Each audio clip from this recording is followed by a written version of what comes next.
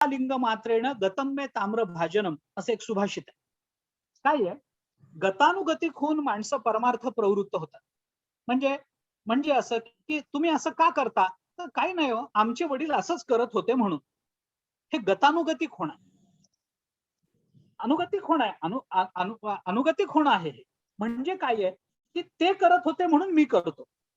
ते लोक तीर्थयात्रेला जातात म्हणून मी जातो. ते लोक तीर्थयात्रेला जाऊन तसा विधी करतात म्हणून मी करतो. याला परमार्थ म्हणत नाहीत. ना लोक पारमार्थिका, हे पारमार्थिक लोक नाही आहेत. याच्याकरता त्यांनी एक फार छान उदाहरण दिलंय. वालुका लिंग मात्रेण गतम्य ताम्र भाजनम असं उदाहरण दिलंय. मी त्याच्या मागची कथाही थोडक्यामध्ये आपल्याला सांगतो आणि मग त्या संकल्पनांच्या वैशिष्ट्याकडे येतो. की एक मनुष्य पंढरपूरला आला आणि चंद्रभागेवरती स्नानाला गेला. तर जाताना एक तांब्या बरोबर घेऊन गेला, की तिथून येताना तिथलं तीर्थ बरोबर आणावं या उद्देशाने एक तांब्या घेऊन गेला. गेल्यानंतर त्याने बघितलं स्नान करायचंय, मग कसं करावं, नदीत पाणी आहे चंद्रभागेला, जावं आत डुबकी मारावी यावं याचा विचार. मग हातामध्ये तांब्या होता, मग आता तांब्याचं काय करायचं म्हणून तो त्यांनी किनाऱ्यावर ठेवला. पण किनाऱ्यावर तो तांब्या ठेवताना त्याला असं वाटलं की आपण आत जाणार, डुबकी मारणार, तेवढ्यात हा तांब्या चोरीला गेला तर. म्हणून त्यांनी काय केलं की तो तांब्या तिथल्या वाळूमध्ये पुरला आणि इथे आपला तांब्या आहे हे आपल्याला कळावं म्हणून त्याच्यावर एक शंकराचं लिंग वाळूचं तयार केलं. शंकराची पिंड तयार केली आणि तो स्नानाला गेला. तो आज स्नानाला गेल्यानंतर एक 200 लोकांची दिंडी तिथे आली आणि त्यांनी असं बघितलं की इथे काही वाळूमध्ये एक लिंग तयार करून ठेवलेलं आहे. त्यांना असं वाटलं की पंढरपूरचा असा नियम आहे की इथं वाळूचं लिंग करून मग स्नानाला जावं, म्हणून त्यांनी त्या लिंगाच्या भोवती 200 लिंग तयार करून ठेवली. आता हा स्नान करून आल्यानंतर आपला तांब्या नेमका कशाच्या खाली आहे हे कळायला काय मार्ग आहे. बरं, दुसऱ्याने श्रद्धेने केलेलं लिंग याला मोडता येईना. परिणाम असा झाला की याचा तांब्या गेला. वालुका लिंग मात्रेण गतम्य ताम्र भाजनम, तांब्याचं भांड गेलं. कशामुळे गेलं की लोक लिंग कर, अरे पण त्यांनी कशा करता केलं, तांब्या सापडावा म्हणून. मग मागच्यांनी ते केलं तर त्याला परमार्थ म्हणता येईल का, म्हणता येणार नाही. म्हणून मागून केलं म्हणून पुढे चालत आलं याला अर्थ नाहीये. हे करणं याला परमार्थ म्हणत नाही. आम्हाला जो परमार्थ हवा आहे ते ज्ञानाधिष्ठित हवा आहे. आजही आपण पहा, ज्ञानेश्वरी आपल्याला वाचायला सांगितली गेली असेल तर वाचताना आपली पहिली अडचण काय येते, कळत नाही हो. मान्य आहे, म्हणजे कळावी ही आपली अपेक्षा आहे ना. म्हणजे आम्ही कळून वाचावं, वाचण्याच्या क्रियेला कळण्याचं अधिष्ठान असावं असं आम्हाला स्वभावतः वाटतं ना. म्हणून आमचं कर्म हे ज्ञानाधिष्ठित असावं अशी एक स्वाभाविक अपेक्षा.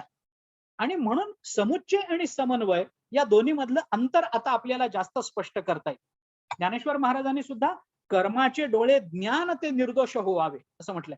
कर्माला निर्दोष अशा ज्ञानाचे डोळे असावेत असं ज्ञानेश्वर महाराजांचं स्वतःचं म्हणणं आहे. म्हणजे काय झालं, कर्म आणि ज्ञानाचा हा समन्वय झाला. समुच्चय आणि समन्वय हे सोप्या भाषेत कळण्याकरता मी एक सोपं उदाहरण देतो. जिन्याने वरच्या मजल्यावर जाणं, पायरीनं एक एक पायरीनं वरच्या मजल्यावर जाणं, हे एक आपण डोळ्यासमोर ठेवा. आणि दुसरं एक उदाहरण मी सांगतो. रेल्वे ज्या 2 रुळांवरती धावते ते 2 रुळ आपण समोर ठेव. 2 रुळ काय आहेत, ते दोन्ही रुळची रेल्वेला आवश्यकता आहे. दोन्ही रुळांची रेल्वेला, एका रुळावर रेल्वे धावणार नाहीये, तिला दोन्ही रुळांची अपेक्षा आहे, मान्य आहे. पण ते दोन्ही रुळ एकमेकांना कुठेच भेटत नाहीत.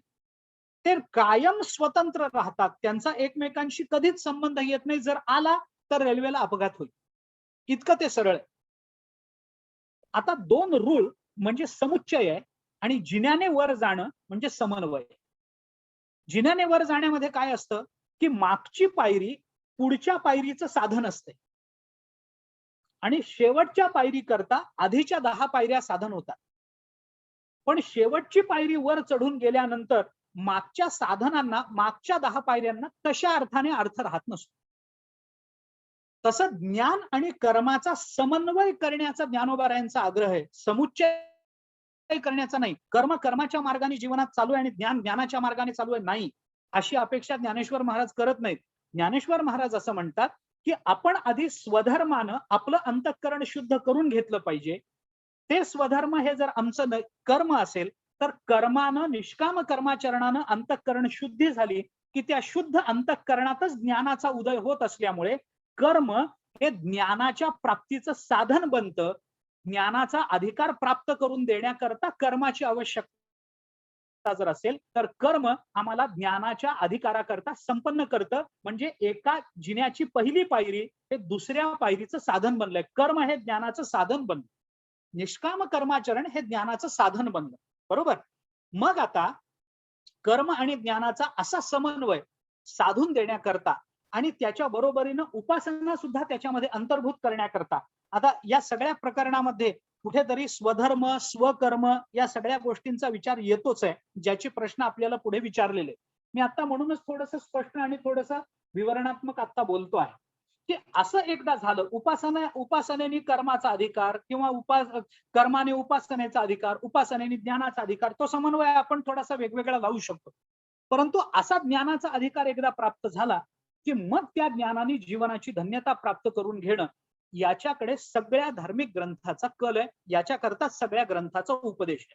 परंतु दुसऱ्या अध्यायामध्ये आपण आता ज्ञानेश्वरी पहा, गीता पहा, दुसऱ्या अध्यायामध्ये भगवंतानी अविनाशी तु तद्विधी येन सर्वमिदं ततम आणि नासतो विद्यते भावो नाभावो विद्यते सतः या दोन्ही श्लोकांमध्ये अर्जुनाला ब्रह्मज्ञान जवळजवळ दिलंच होतं.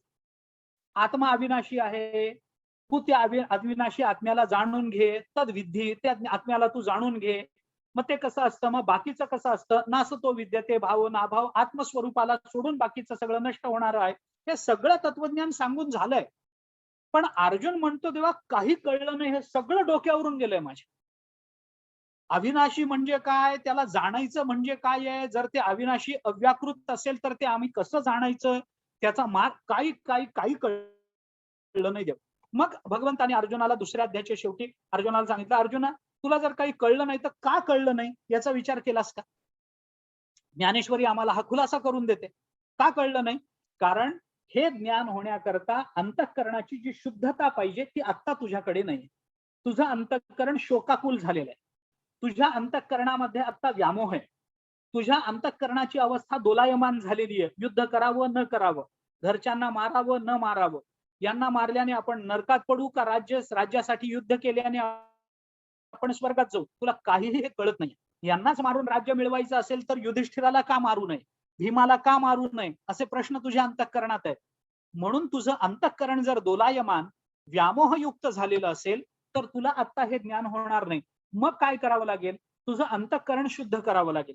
ते कसं होणार आहे, ते कर्माने होणार आहे. म्हणून तिसऱ्या अध्यायापासून कर्मयोगाला प्रारंभ झाला.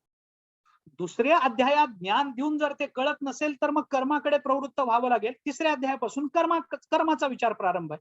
बरं, समन्वयामध्ये असं असतं की जरी कर्मानं ज्ञानाचा अधिकार मिळाला तरी कर्माचा विचार ज्ञान प्राप्त्युत्तरही थांबत नसतो, तो थांबत नाही.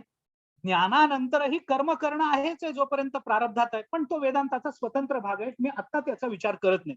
म्हणून कर्म ज्ञान आणि उपासना यांचा समन्वयात्मक आणि सहज कळावा, सोप्या रीतीने कळावा असा ज्ञानेश्वरी आहे. आणि कर्म ज्ञान आणि उपासना आमच्या जीवनाचे अविभाज्य अंग आहेत. म्हणून आम्हाला ज्ञानेश्वरी वाचली पाहिजे. त्याच्याशिवाय आम्हाला कर्मही कळणार नाही, आम्हाला ज्ञानही होणार नाही आणि ज्ञानेश्वरीच्या वाचनातून उपासनाही घडणार नाही. आणखीन एक कारण मी जाता जाता सांगतो. ज्ञानेश्वरी हा असा एक अलौकिक ग्रंथ आहे. मी आपल्याला काही ग्रंथ असे सांगतो की त्या ग्रंथांचा फक्त अभ्यासच होतो. वेदांताचे असे काही ग्रंथ आहेत की त्याचा अभ्यासच होतो आणि काही ग्रंथ असे आहेत की त्याची फक्त उपासनाच होते. आता बऱ्याच वेळेला शिवलीलामृताचा 11वा अध्याय स्त्रिया वाचतात रोज आपल्या सौभाग्याकरता. ते तिथं ज्ञानाचा विचार करायचा नाही, ती उपासनाच आहे. आम्ही एखाद्या मंत्राचा जप करतो, ती उपासनाच आहे, तिथं ज्ञानाचा विचार करायचा नाही. काही ग्रंथ उपासनेचे असतात, त्याचा आनंद वेगळा असतो आणि काही ग्रंथ अभ्यासाचे असतात, त्याचा आनंद वेगळा असतो. उपासनेचा आनंद अभ्यासातून मिळत नाही. तुम्ही जर शिवलीलामृताचा अध्याय वाचताना त्या कथेमध्ये हे असं झालंच कसं, असं होणं शक्यच नाही, हे तर्कात बसतच नाही, असा विचार करून जर त्या कथा वाचायला लागलो तर आपल्याला त्याचा आनंद मिळणार नाही. उपासनेच्या आनंदामध्ये बुद्धी बाजूला ठेवून फक्त भाव जागृत ठेवावा लागतो आणि ज्ञानाच्या आनंदाकरता भाव बाजूला ठेवून फक्त बुद्धी जागी ठेवावी लागते. हे दोन्ही लागतं. या दोन्हीचाही आनंद स्वतंत्र. उपासनेचा आनंद उपासनेत मिळतो. ज्ञानाच्या आनंदाकरता आम्हाला बुद्धीच जागी ठेवावी लागते. तिथं असं कसं, असं सांगितलंय, हे मला कळत नाहीये, असं करून चालणार नाही. तिथं बुद्धी जागीच पाहिजे, ते समजून घेतलंच पाहिजे, त्याच्याकरता परिश्रम केलेच पाहिजेत. त्याचा आनंद वेगळा असतो. पण बुद्धी आणि उपासनेचे हे दोन्ही आनंद जरी वेगळे असले तरी या दोन्ही आनंदाचं ऐक्य ज्या ग्रंथामध्ये होतं तो ग्रंथ म्हणजे ज्ञानेश्वरी. तिथे तत्वाचा अभ्यासही होतो आणि तिथे उपासनेचाही आनंद मिळतो. ज्ञानेश्वरी वाचन आणि पारायण ही उपासना असेल तर ज्ञानेश्वरीचा ओविशः केलेलं चिंतन हा अभ्यास असेल. अभ्यासातून आणि उपासनेचा एकसमयावच्छेदानं आनंद देणारा ग्रंथ या जगतामध्ये ज्ञानेश्वरी हा आहे. म्हणून ज्ञानेश्वरी वाचावी असं आपल्याला म्हणता येऊ शकतं. आणखीनही काही कारण आहेत, पुष्कळ कारण मी देऊ शकेन, परंतु सगळाच वेळ त्याच्यामध्ये जाईल. दुसरा एक प्रश्न त्याच अनुषंगाने आलाय, तो म्हणजे ज्ञानेश्वरीचा अभ्यास कसा करावा. याचं माझ्या दृष्टीने उत्तर जर द्यायचं झालं तर मी एका वाक्यात सांगतो, ज्ञानेश्वरीचा अभ्यास ज्ञानेश्वर महाराजांना आणि ज्ञानेश्वरीला शरण जाऊन करावा. हे त्याचं सोपं उत्तर आहे. शरणागती स्वीकारली, मला कळत नाही आणि तुम्ही मला हे समजून द्या, अशी प्रार्थना करून ज्ञानेश्वरीच्या अभ्यासाला बसलं पाहिजे. मी भावनेचं बोलतोय, मला कल्पना आहे, मी आता अभ्यासाचं बोलत नाहीये. पण जोपर्यंत अभ्यासाला भावनेची जोड मिळत नाही, दिली जात नाही, तोपर्यंत अभ्यासातही मन रमत नाही, ही गोष्ट खरी आहे. म्हणून गीतेनेच स्वतःनी 4थ्या अध्यायामध्ये श्रद्धावान लभते ज्ञानम तत्परस संयतेंद्रिय असं म्हणलंय. श्रद्धावानांना ज्ञान प्राप्त होतं. बुद्धिवानांना म्हटलं नाही, श्रद्धावानांना असा शब्द वापर. श्रद्धावान बुद्धिवान लभते असं नाही म्हटलं, श्रद्धावान लभते ज्ञान तत्परस. ते तत्पर होणं, संयतेंद्रिय होणं याचा विचार काय आहे तो स्वतंत्र मुद्दा आहे, आता तिकडे जाण्याचं मला कारण नाही आहे. पण ज्ञानेश्वरीचा अभ्यास कसा करावा, ज्ञानेश्वरीला शरण जाऊन, ज्ञानेश्वर महाराजांना शरण जाऊन करावा, हे सोपं उत्तर. आता जर चिकित्सक रूप विचारानं किंवा चिकित्सेने आपण या प्रश्नाचा विचार केला तर ज्ञानेश्वरीचा अभ्यास कसा करावा या प्रश्नाचं उत्तर आपल्याला असं देता येतं. खरं म्हणजे या प्रश्नाचं उत्तर देण्याकरता मी अधिकारी नाही आहे, कारण मीही अजून अभ्यास करतोच आहे. कसा करावा हे उत्तर मलाही तशा अर्थाने सापडलेलं नाहीये. मलाही म्हणजे अनेकांना सापडलेलं नाहीये. माझे आजोबा असं म्हणत असत, जवळजवळ 72 वर्ष त्यांनी ज्ञानेश्वरी सांगितली. तर 72 वर्ष ज्ञानेश्वरी सांगितल्यानंतर जेव्हा थांबण्याची वेळ आली तेव्हा त्यांनी त्याच्यामध्ये असं विधान केलं की मला ज्ञानेश्वरी कळावी म्हणून मी 70-72 वर्ष बोललो नाही, मी अजूनही याच भूमिकेत बोलतो आहे की मला ज्ञानेश्वरी कळावी म्हणून मी सांगतो आहे, कळाली म्हणून मी कधी सांगितली. आणि कळावी ह्याच्याकरताच ती वाचायची आहे, तिचा अभ्यास करायचा आहे. ज्ञानेश्वरीचा अभ्यास करतानाच ज्ञानेश्वरी आम्हाला अभ्यास कसा करायचा हे सूचित करत राहते, हे सांगत राहते, हे शिकवत राहते. आपण याचा विचार करून पहा. ज्ञानेश्वरी कळाली नाही, ठीक आहे, पहिल्या ओवीत कळालं नाही, वाचत राहायचं. पुढे कुठेतरी आम्हाला मागे काय कळालं नाही हे कळायला लागलं, आणि आम्हाला काय कळालं नाही हे कळायला लागलं की काय कळून घ्यायचं आहे हे कळायला प्रारंभ होतो. अशी थोडीशी गंमत आहे. म्हणून आजोबा असं म्हणत असत की काय कळत नाही इथपासून परमार्थाला प्रारंभ होतो, आणि मला सगळं कळालेलं आहे हे सुद्धा मनुष्य विसरतो, तिथे परमार्थाची परिपूर्णता असते. हा तो प्रवास आहे, न कळण्याकडून कळण्याकडे. आपण मानवी वृत्तीचा प्रवासही बघू शकता मानसशास्त्राच्या आधारात. तमसो मा ज्योतिर्गमय, अज्ञानाकडून ज्ञानाकडे, असाच माणसाचा प्रवास असतो. आणि तसाच प्रवास ज्ञानेश्वरीच्या बाबतीत करावा लागतो. त्याला माझ्या वडिलांनी मला सांगितलेलं जे होतं ते मी आज आपल्या समोर प्रकट करतो. ज्ञानेश्वरीच्या अभ्यासाकरता त्यांनी मला असं सांगितलं होतं की ज्ञानेश्वरी वाचायची तर ती अशी नुसती पारायण रूपानं वाचताना तिचा आपल्याला हे होतं, उपासना घडते, पण अभ्यास करायचा असेल तर श्रद्धेने ज्ञानेश्वरीची ओवी वाचायची. त्याच्यानंतर मामांची म्हणा, साखरे महाराजांची जी सार्थ ज्ञानेश्वरी आहे ती सार्थ ज्ञानेश्वरी उघडून त्या आपण वाचलेल्या ओवीचा अर्थ काय आहे हे वाचायचं.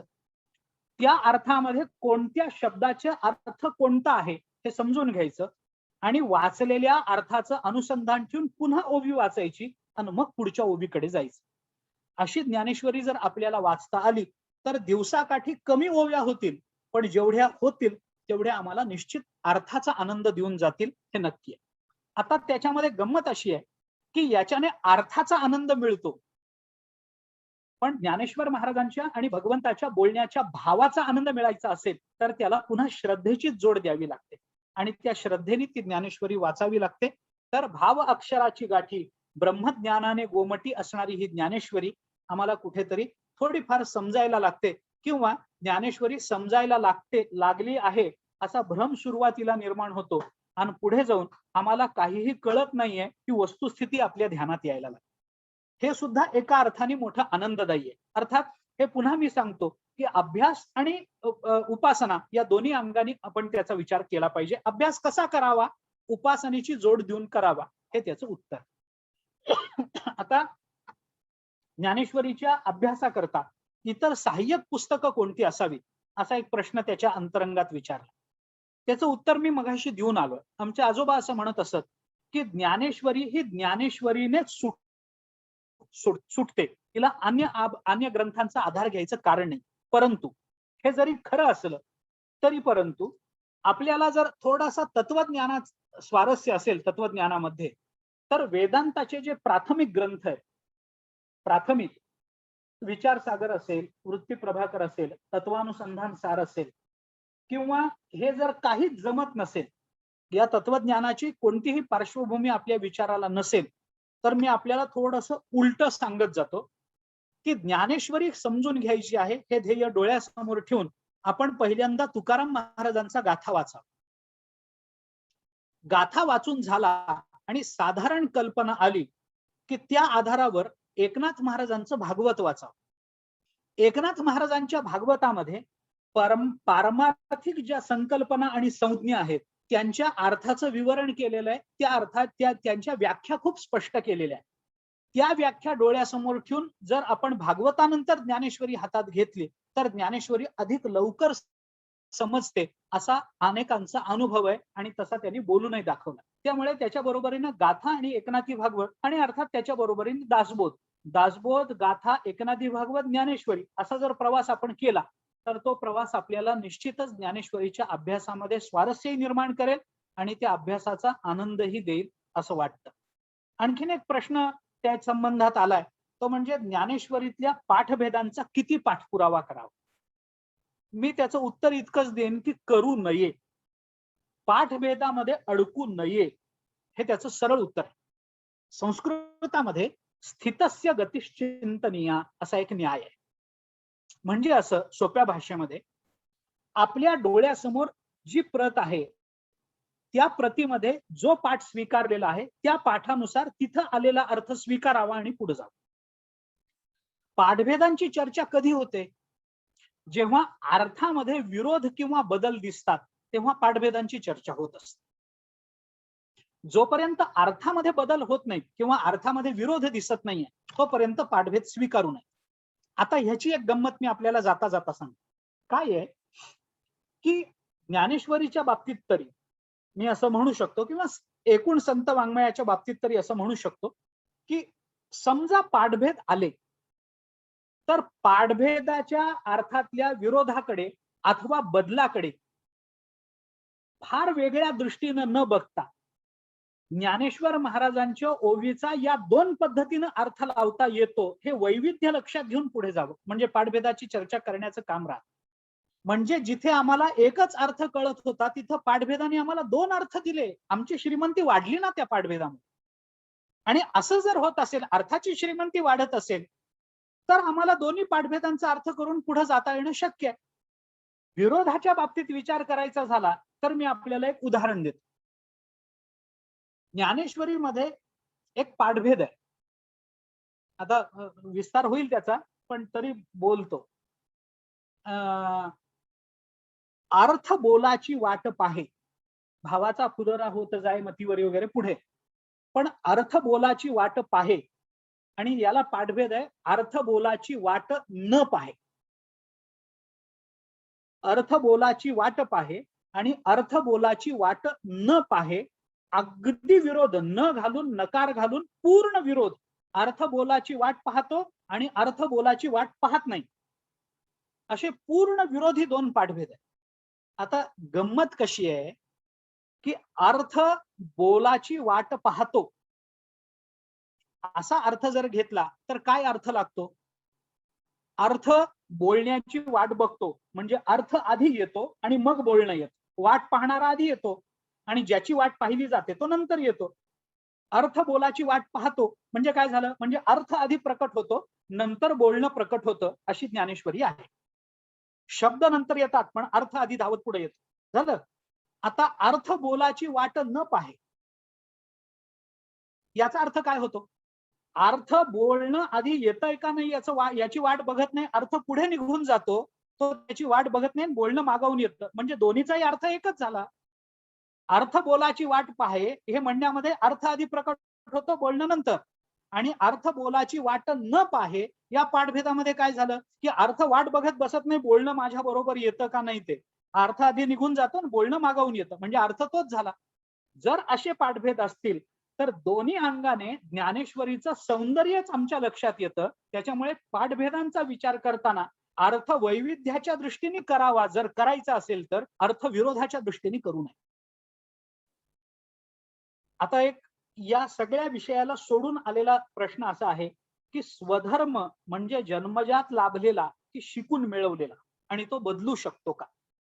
असं आहे, दोन संज्ञा आहेत, एक धर्म आणि दुसरा स्वधर्म. माझा धर्म काय आणि माझा स्वधर्म काय? धर्माच्या बाबतीत काय आहे?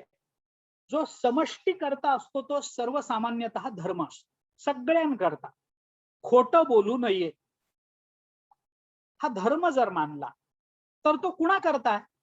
लहानाकरता आहे का, म्हाताऱ्या लोकांकरता आहे का, स्त्रियांकरता आहे का, पुरुषांकरता आहे का, तरुणांकरता आहे का, वृद्ध, काही नाही, तो सर्वांकरता आहे, तो धर्म आहे.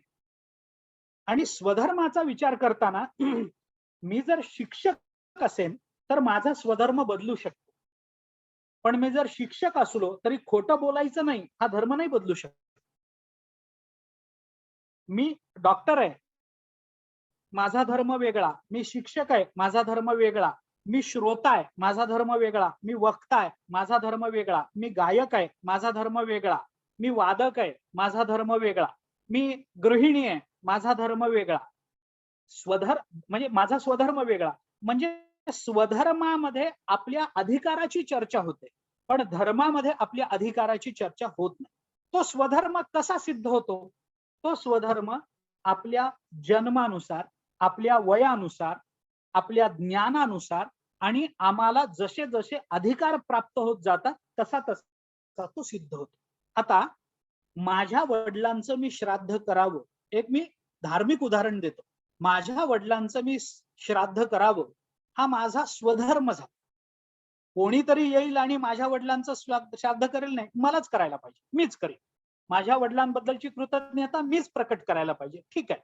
आता माझ्या वडिलांचं श्राद्ध करणं हा जर माझा स्वधर्म असेल तर तो कधी मला काही अधिकार लागेल की नाही त्याला? निदान माझे वडील गेलेले असावेत एवढं तरी बघावं लागेल कमीत कमी. म्हणजे त्याच्याकरता मला काही एका विवक्षित अधिकाराची चर्चा करावी लागेल स्वधर्माकरता. मी खोटं बोलू नये याच्याकरता मला कोणत्या अधिकाराची चर्चा करावी लागते? तर करावी लागत नाही. म्हणजे स्वधर्म म्हणजे माझा जो स्व आहे त्या स्वच्या अनुषंगाने आलेला धर्म आहे, तोही धर्मच आहे. कारण त्याच्यातलं सामान्यत्व जर आपण बाजूला काढलं तर ते सर्वांकरता. हा, आता हेच उदाहरण मी आपल्याला सांगतो, खोटं बोलू नये मान्य आहे, पण एखाद्याचा प्राण जाणार आहे. आपल्याकडे नेहमी दिलं जाणारं उदाहरण म्हणजे एखादी गाय माझ्या समोरून आली आणि एखाद्या झाडामागे किंवा झुडपामध्ये जाऊन लपली आणि पाठोपाठ एक कसाई आला आणि त्याने मला विचारलं गाय कुठे गेली? तर मी खरं सांगावं का खोटं सांगावं? तर त्या प्रसंगामध्ये खोटं बोलणं हा माझा धर्म ठरतो, पण तो प्रसंगोपात असल्यामुळे तो स्वधर्म ठरतो, तो धर्म ठरत नाही. कारण त्या वेळेला तो माझाच आहे आणि त्या वेळेपुरताच आहे, तो स्वधर्म आहे. पण एरवी मी त्या वेळेला खोटं बोललो म्हणून कायमच आता मी खोटं बोललो तरी चालेल असं नाहीये. एरवी मात्र तो प्रसंग संपला की मी खरंच बोललं पाहिजे, इतरांचा प्राण वाचवण्याकरता, अन्य काही कारणाकरता, जिथे काही विशेष अपवाद दिलेले आहेत त्याच्याकरता खोटं बोललेलं चालतं असं म्हणून सांगितलेलं असतं. त्या प्रसंगामध्ये खोटं बोलणं हा स्वधर्म ठरतो. म्हणून स्वधर्म हा नुसता जन्मजात असतो असं नाही, तर ते अधिकारानेही त्याचा विचार आपल्याला सिद्ध करावा लागतो. आता आणखीन एक प्रश्न याच अनुषंगाने आहे, तो म्हणजे स्वकर्म म्हणजे यज्ञ धरावा का? तर असं होत नाही. स्वकर्म या शब्दाचा अर्थ काय नेमका अभिप्रेत आहे मला कळलं नाही. माझं कर्म एवढ्याच अर्थाने जर ते अभिप्रेत असेल तर त्याच्यामध्ये यज्ञ येणार नाही. यज्ञामध्ये कर्म येतो, पण कर्मामध्ये प्रत्येक वेळेला फक्त यज्ञच येतो असं नाही. कारण कर्मामध्ये नित्य, नैमित्तिक, काम्य आणि प्रायश्चित्त असे 4 प्रकार आहेत. आणि त्या प्रायश्चित्त कर्मामध्ये साधारण प्रायश्चित्त आणि असाधारण प्रायश्चित्त असे 2 प्रकार पुन्हा आहेत. म्हणून स्वकर्म म्हणजे यज्ञ आहे का? तर तसा अर्थ तो नाहीये. तसा अर्थ नाहीये. हा, आपण आता आपल्या जीवनातल्या प्रत्येक गोष्टीलाच यज्ञ समजणार असू आणि तेवढ्या प्रांजळपणाने कर्माकडे जर आपण बघणार असू तर प्रश्न वेगळा आहे. पण स्वकर्म म्हणजे नुसता यज्ञ आपल्याला मानता येणार. आणखीन एक आहे, फलाची अपेक्षा न ठेवता स्वकर्म उत्तम घडू शकते का? तर याचं उत्तर आहे हो, उत्तम पद्धतीनं घडू शकते. फलाची अपेक्षा न ठेवताही घडू शकते. काय आहे, गीता असो अथवा कर्मशास्त्र असो, आपल्याला सांगितलंय काय? फलाची अपेक्षा ठेवू नका असं सांगितलंय. याच्यात फलाचा निषेध करा आणि फलाचा धिक्कार करा असं नाही सांगितलेलं. हे आपण लक्षात घ्या. फलाचा निषेध करा नाही म्हटलेलं आहे, फलाची अपेक्षा ठेवू नका. कारण अपेक्षा ठेवून जेव्हा कर्मरत मनुष्य होतो त्यावेळेला कदाचित अपेक्षेपोटी त्या कर्मामधल्या निषेधाचाही स्वीकार केला जाऊ शकतो. म्हणून त्याची अपेक्षा न ठेवता कर्म केलं पाहिजे. याचा अर्थ केलेल्या कर्मातून जे फल आपल्याला मिळणारच आहे त्याचा धिक्कार करावा किंवा त्याचा त्याग करावा असं नाहीये. ते कर्म आपल्याकडे येणारच आहे. त्यामुळे फलापेक्षा न ठेवता सुद्धा स्वकर्माचे नियोजन करता येऊ शकतं, येणार नाही असं नाही. हा, भक्ती, बर,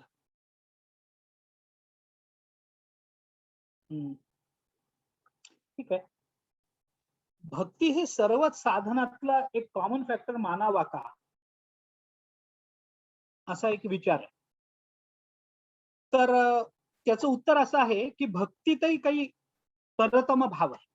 साधनरूप भक्ती आणि साध्यरूप भक्ती. तर ज्ञानाकरता श्रद्धा पाहिजे, कर्माकरता श्रद्धा पाहिजे. तर ती श्रद्धा म्हणजे भक्ती मानायची असेल तर सर्वच साधनांच्या परिपूर्ती करता आपल्याला श्रद्धा लागतच असते. ज्ञानाकरता कुठे ना कुठेतरी आम्हाला गुरुवर श्रद्धा ठेवावी लागेल. कर्म करताना कुठेतरी आम्हाला कर्माची फल देणारा आणि कर्माचं नियोजन करणारा तो ईश्वर, त्याच्यावर श्रद्धा ठेवून ते कर्म करावं लागेल. तर त्या अर्थाने श्रद्धा हे योगशास्त्रामध्ये सुद्धा श्रद्धेचा विचार आहेच. तरी 6व्या अध्यायामध्ये ज्ञानेश्वर महाराजांनी अंतःकरण एकाग्र करण्याच्या पूर्वी सद्गुरु स्मरण करावं असं म्हटलं. मग तेथा आपण करून सद्गुरु स्मरण, म्हणूनच ज्ञानेश्वर महाराजांनी प्रारंभ केलेला. पण तिथं सुद्धा सद्गुरूंबद्दलची निष्ठा आपल्याला उपयोगाला येणारच आहे. आणि मी त्याच्याही पुढे जाऊन बोलतो की सगळ्याच साधनामधलं भक्ती आहे असं नाही, तर आपल्या प्रपंचातही भक्ती असेल तर तो प्रपंच सुद्धा आनंदाचा करू शकते. साधनात भक्ती कशा करता लागते? साधनातलं काठिण्य दूर करण्याकरता कुठेतरी या श्रद्धेचा उपयोग होत असतो. आम्ही जेव्हा श्रद्धा ठेवतो तेव्हा एका विश्वासाने आम्ही तिकडे प्रवृत्त होतो की नाही, मला जर काही अडचण आली तर माझे सद्गुरू माझ्या पाठीशी आहे, हा माझा परमात्मा माझ्या पाठीशी आहे, तो मला या संकटातून तारून नेईल, मला सांभाळेल. या विश्वासाने जर आम्ही मार्ग आक्रमत असू तर निश्चितच त्या मार्गातलं काठिण्य आम्हाला त्याच्याकडे दुर्लक्ष करायला, ती श्रद्धा आम्हाला त्या काठिण्याकडे दुर्लक्ष करायला भाग पाडेल. म्हणून भक्ती ही सर्वच साधनामध्ये आहे का, तर आहे. तर तशी ती मानावी का, तर मानावी. त्याच्याने साधनं सोपी होतात आणि हे त्याचं सरळ उत्तर. भक्ती हा भाव आहे, तो प्रत्येक वेळेला असेलच असं नाही. अशा वेळेला साधन शुष्क होते, त्या वेळेला काय करावं, हा प्रश्न गमतीचा आहे. काय आहे, भक्ती हा भाव आहे, पण नुसता भाव म्हणजे भक्ती नाहीये. भक्तीमध्ये भाव आहे हे बरोबर आहे, पण केवळ भाव असणं म्हणजे भक्ती नाहीये. त्या भावाची परिपुष्टता, आणि त्या भाव या शब्दाचा भक्तिशास्त्रातला अर्थ आहे प्रेम. काय आहे, प्रेमाच्या पहिल्या अवस्थेला भाव असं म्हणतात. प्रेमणस्तु प्रथमावस्था भाव इत्युच्यते बुधैही, असं आहे. प्रेमाच्या पहिल्या भक्तिशास्त्राची गंमत अशी आहे की प्रेमाच्या पहिल्या अवस्थेलाही भाव म्हणतात आणि प्रेमाच्या शेवटच्या अवस्थेलाही भाव अशीच संज्ञा आहे. तर त्या दोन्ही मधला फरक असा आहे की प्रेमाची पहिली अवस्था आणि प्रेमाची शेवटची अवस्था दोन्हीलाही जरी भाव म्हटलेलं असलं तरी त्या दोन्ही भावातला फरक असा आहे की प्रेमाची पहिली अवस्था जो भाव आहे तो भाव अंतःकरणात निर्माण झाल्यानंतर ज्याच्या अंतःकरणात निर्माण झाला त्याच्यावर परिणाम होतो आणि प्रेमाची जी शेवटची अवस्था तो भाव अंतःकरणात निर्माण झाल्यानंतर ज्याच्याबद्दल भाव निर्माण झाला त्याच्यावर परिणाम होतो. म्हणजे साधं उत्तर असं आहे, मी पांडुरंगाप्रती प्रेम करत असेल तर त्या प्रेमाची पहिली अवस्था जो भाव माझ्या अंतःकरणात निर्माण झाल्यानंतर माझ्या डोळ्यातून पाणी येईल, माझ्या ठिकाणी अष्टसात्विक भाव निर्माण होतील. पण प्रेमाची जी शेवटची अवस्था तो भाव माझ्या ठिकाणी निर्माण झाल्यानंतर पांडुरंगाच्या डोळ्यात माझ्यासाठी पाणी येईल. हा दोन्हीतला फरक आहे. म्हणून भक्ती म्हणजे भाव जरी असला तरी तो तेवढ्या पुरता मर्यादित नाहीये. त्यामुळे प्रत्येक वेळेला तो असेलच असं नाही. भाव जर असेल तर त्याच्या मागे प्रेम असलंच पाहिजे, कारण प्रेम असल्याशिवाय भाव निर्माण होणार नाही. आणि प्रेमरहित असलेली भावरहित असलेलं प्रत्येक साधन शुष्क बनतं. त्याच्याकरता काय करावं तर भाव ठेवूनच ते साधन करावं. याच्या पलीकडे दुसरा मार्ग नाही. भाव ठेवूनच आपल्याला ते करावं लागेल. साधना काय करावी असा एक प्रश्न आहे.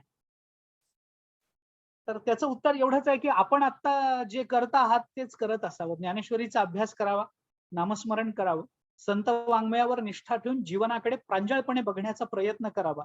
ही साधना आपल्याला आपल्या जीवनाकडे बघण्याचा एक विशेष दृष्टिकोन देते आणि आपलं जीवन एका उत्कृष्ट रीतीनं आपल्या समोरच उभं राहतं असा अनुभव अनेकांनी बोलून दाखवला.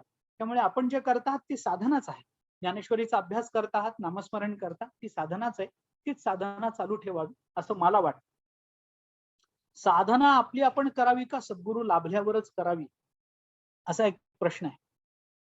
सद्गुरू लाभल्यानंतर साधनेची तीव्रता किंवा साधनेच्या अंतरंगात शिरणं हे शक्य होतं. पण सद्गुरू भेटल्यानंतर साधना सुरू करावी याच्याकरता वाट बघू नये. आपण साधना सुरू करावी, साधनेचा परिणाम म्हणूनच सद्गुरू भेटतात असं ज्ञानेश्वर महाराजांनी म्हटलं.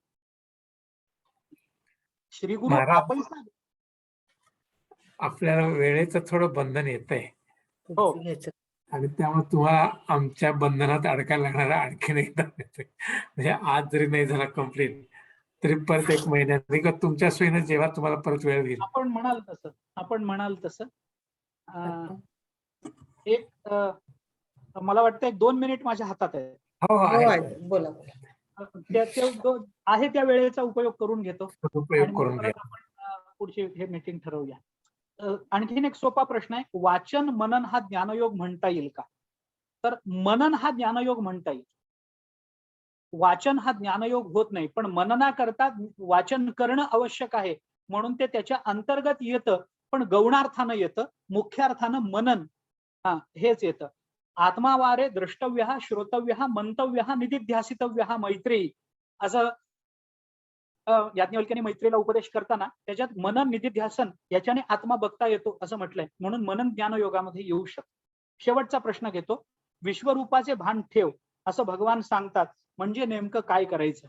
म्हणजे इतकंच की सर्वत्र परमात्मा भरून राहिलेला आहे या विचाराची दृढता अंतःकरणामध्ये ठेवायची. एवढंच त्याचं उत्तर. सर्वत्र एकच परमात्मा आहे असं वाटत राहणं, हा भाव दृढ होत राहणं, हे विश्वरूप आहे, परमात्मा विश्वरूप आहे किंवा विश्वरूपत्वाचं भान ठेवणं आहे. ते एवढंच आहे की सगळीकडे एक परमात्मा व्यापून आहे. या भावनेने अभ्यासाकडे प्रवृत्त होणं हे त्याचं उत्तर आहे. मला वाटतं मी थांबतो, कारण आणखीन प्रश्न आहेत ते बरेच आहेत. अजून एक 20 प्रश्न माझ्या समोर आहेत. त्या सगळ्याच प्रश्नांना मला उत्तर आता लगेच देता येणार नाही, पण सगळ्या प्रश्नांना उत्तर देण्याची माझी इच्छा आहे. वेळेची मर्यादा आहे. डॉक्टर सांगतील तेव्हा मी परत आपल्या भेटीला येईल, परत आपल्या दर्शनाचे योग येतील. पण तोपर्यंत मी इथे थांबतो. तुमचा खरोखर थोरपण आहे की तुम्ही येऊन अशा प्रायमरी स्कूलला शिकवा तसं आम्हाला शिकवताय. आपल्या सगळ्यांनाच आपण- भेटून मला खरोखर खूप आनंद झाला. आपण आणखीन एखादी 1-2 मीटिंग्स नक्की. ठरवावं असं आम्हाला वाटतंय. नक्की तर नक्की आम्ही की परत आपण तुम्हाला सांगाल तेव्हा कॉन्टॅक्ट नक्की नक्की नक्की डॉक्टर नक्की. आणि तुम्ही आलाय याबद्दल मी तुमचे औपचारिक आभार मानू इच्छित नाही, कारण आता आपण म्हणजे नाही नाही नक्की नक्की. चौधरी परिवार आहे आपल्यामध्ये, काही चिंता हा, करण्याचं कारण नाही.